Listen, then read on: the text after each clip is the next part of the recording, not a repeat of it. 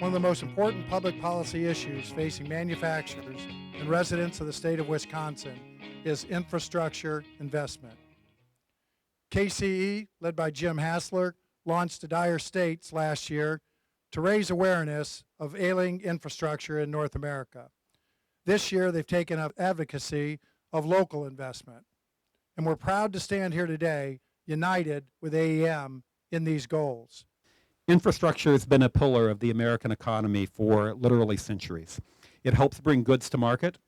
It attracts new businesses. Those of you that travel up and down 94 can see the impact of infrastructure and the jobs that are being created in the various activities just east of 94.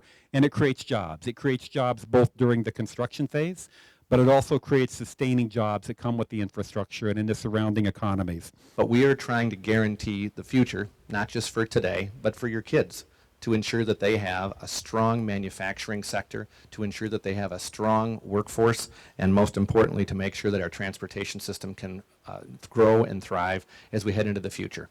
So when I look at this campaign and think of the important message that we're sending, there's probably no more important place in the country to reinforce how important manufacturing is than doing it right here in Racine, Wisconsin. When I think about my own family's history here in Racine, I mean, going back 5 generations now, they worked at places like Walker Muffler and SCJ and Twin Disc, and some of them up at Harley-Davidson, and even my great-grandmother worked at Case a long time ago at the Clausen Works. And I remember being a small boy, and when a Case tractor would drive by, she would say, "I helped make that."